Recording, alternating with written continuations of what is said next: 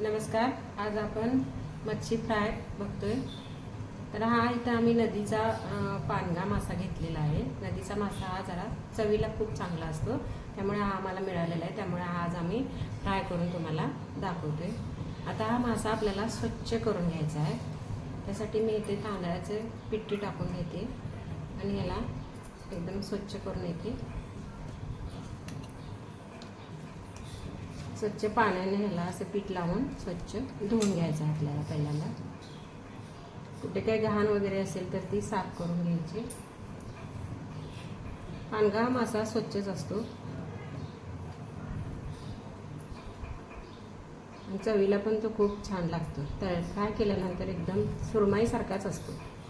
सुरमई तुम्हाला नाही मिळाली तर तुम्ही हा सुरमईला पर्याय म्हणून हा वापरू शकता.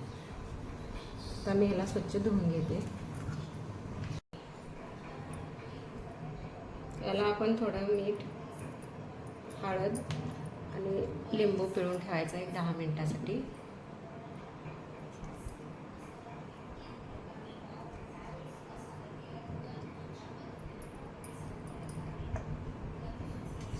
दहा मिनिटासाठी आपण याला मॅरिनेट करून ठेवणार आहे. 10 मिनिटासाठी झाकून.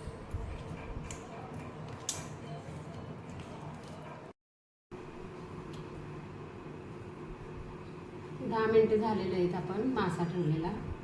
आता आपण ह्याच्यासाठी तळण्यासाठी जे साहित्य घेतले ते काय काय घेतले बघूया. त्यासाठी तांदळाची पिठी घेतली आहे, रवा थोडा घेतला आहे, इथं 3 मिरच्या घेतल्या, आलं घेतलं आहे, लसूण, कोथिंबीर, धने पावडर, जिरे पावडर, गरम मसाला आणि तिखट.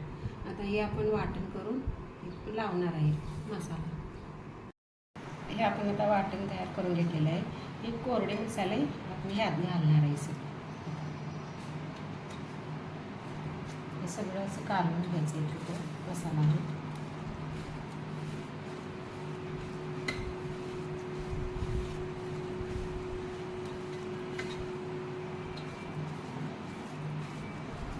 कोरडं वाटलं तर थोडं पाणी घालून घ्यायचं, पेस्ट करून घ्यायची.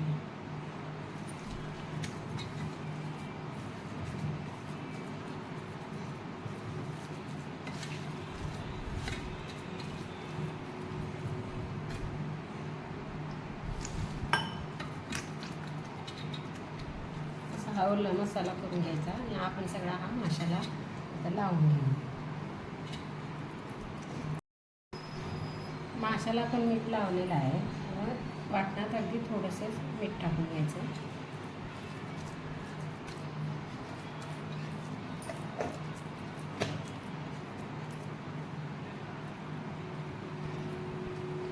अशा पद्धतीने सगळ्यांना माशांना असं मसाला लावून घ्यायचा.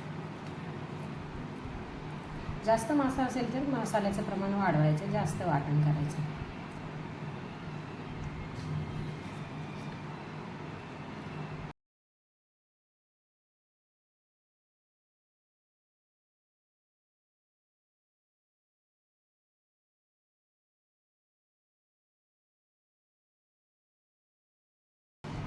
सगळीकडून असं छान सगळ्या पिसनं लावून घेऊया हे वाटण. आता सर्व मसाला हा माशांना पिसण्या लावून घेतलेला आहे व्यवस्थित. आता आपण याला फ्राय करायला घेऊया. आता हे आपण तांदळाची पिठी घेते, त्याच्यामध्येच थोडासा रवा घालूया. किंचित मीठ घातले म्हणजे चव लागते. थोडंसं तिखट टाकले आणि थोडीशी हळद टाकले. असं मिक्स करून घेऊया सगळं. एका वेळी जास्त पीठ तयार करायचं नाही, खूप मग वाया जातं. मासे जेवढे आहे त्याच्या अंदाजानं तुम्ही पीठ घ्या. आता हे मसाला लावलेले मासे आपण ह्याच्यात असे घोळवायचे.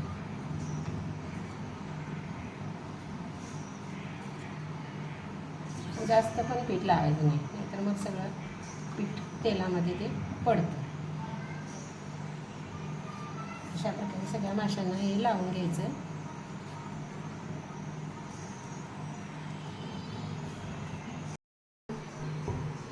सर्व मासे असे पिठाला गोळवून घेतलेले आहे।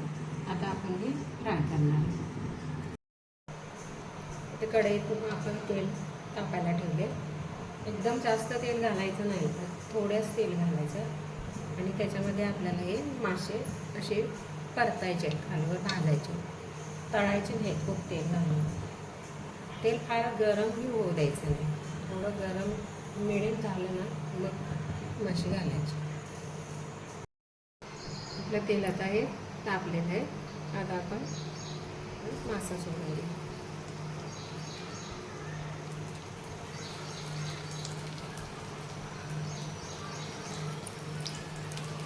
कढईत बसल एवढाच नव्हता घालायचा, जास्त घालायचं नाही।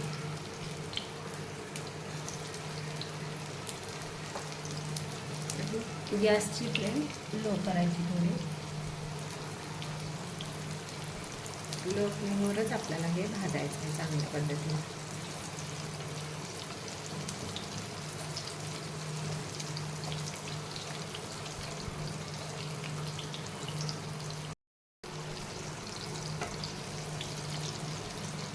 पटकन उलटायला घ्यायचं नाही, थोडा भाजू द्यायचा खालून भाग आणि मग उलटायचं।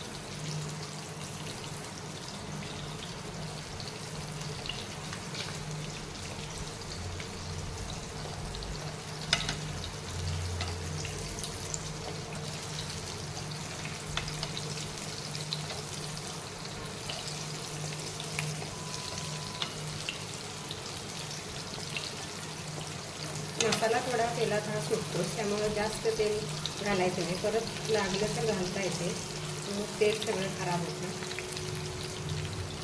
असा थोडा भाजला की उलटायचं।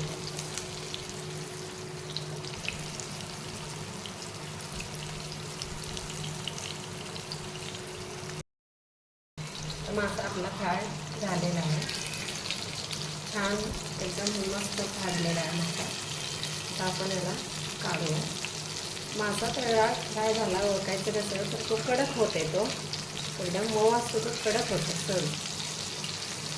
मग आपलं हे फ्राय झाला आहे चांगल्या पद्धतीने, हे ओळखायचं।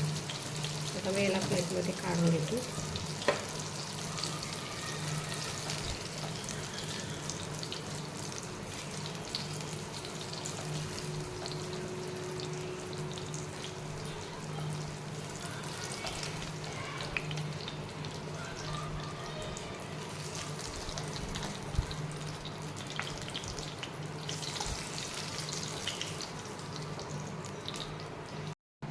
अशा पद्धतीने आपला हा मासा छानपैकी फ्राय करून तयार आहे।